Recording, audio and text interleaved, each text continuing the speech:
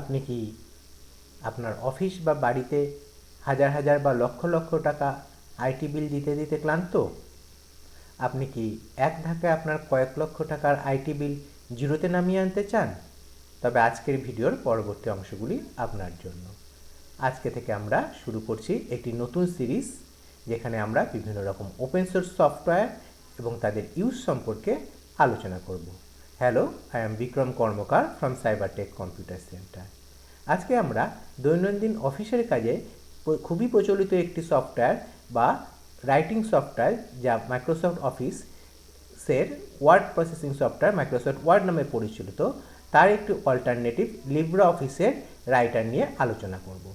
আমরা স্টার্ট মেনুতে গেলাম এবং লিব্রা অফিস রাইটার ওপেন করলাম। আমাদের বেশিরভাগ অপারেটিং সিস্টেম যেমন লিনাক্স মিন্ট বা প্যারট ওএসে এটি পূর্ব থেকেই ইনস্টল অবস্থায় আসে। আপনি যদি উইন্ডোজ বা অন্য কোনো লিনাক্স ডিস্ট্রো ইউজ করেন যেখানে লিব্রা অফিস পূর্ব থেকে ইনস্টল নেই, তবে লিব্রা অফিসের ইনস্টলেশন সম্পর্কে যদি কোনো টিউটোরিয়াল চান, তাহলে আমি পরবর্তীতে এর উপরে টিউটোরিয়াল বানাবো।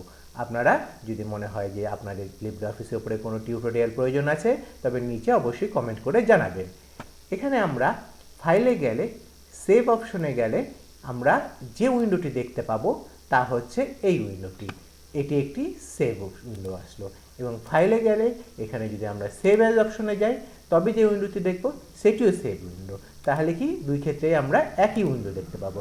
অর্থাৎ আমরা যদি এখানে কোনো কিছু টাইপ করি এবং ফাইলে যাই এবং সেভ বা সেভ অ্যাজে যে কোনো এক জায়গায় যাই, একই কাজ হবে। প্রথমবারে আমরা সবসময় সেভ অ্যাজে যাব এবং সেভ অ্যাজে গিয়ে আমরা এখানে ডেস্কটপ সিলেক্ট করলাম এবং এখানে একটি নাম দিলাম। আমরা 1 2 3 নাম দিয়ে এটিকে সেভ করে দিলাম। এবং প্রতিবার যখনই আমরা এখানে কিছু অ্যাড বা ডিলিট করব, অর্থাৎ এডিট করব, এখানেও ঠিক এখানে ফাইলে গিয়ে সেভ করতে পারি বা মাইক্রোসফট অফিসের মতোই কন্ট্রোল এস টিপেও এটিকে আমরা সেভ করতে পারি।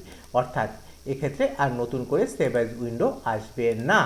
আমরা যদি নতুন উইন্ডো খুলতে চাই, তারপর এখান থেকে আমরা নিউ টেক্সট ডকুমেন্ট নিতে পারি এবং আরও অনেক অপশন আছে, আমরা যা ধীরে ধীরে আলোচনা করব।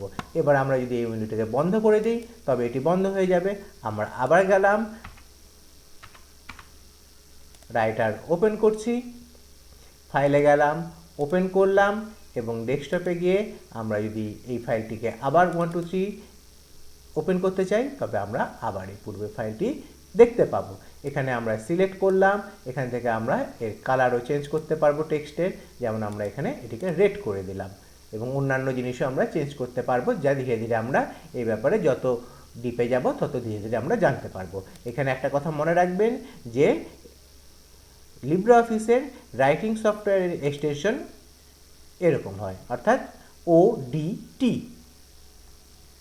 আপনাদের যদি এই নতুন সিরিজটি ভালো লেগে থাকে, তবে অবশ্যই বেশি বেশি করে শেয়ার করে দিন এবং সাবস্ক্রাইব করে অ্যাক্টিভ থাকুন, কারণ পরবর্তীতে আমরা লিব্রা অফিসে অনেক ডিপে অনেক নতুন নতুন টিউটোরিয়ালে আলোচনা করব এবং আমরা মাইক্রোসফট অফিস বা অন্য কোনো পেইড সফটওয়্যারের প্রয়োজন সম্পূর্ণভাবে রিমুভ করে দেব। আপনার যদি ভিডিওটি ভালো লেগে থাকে, তবে বেশি বেশি করে শেয়ার করে দেবেন। ধন্যবাদ।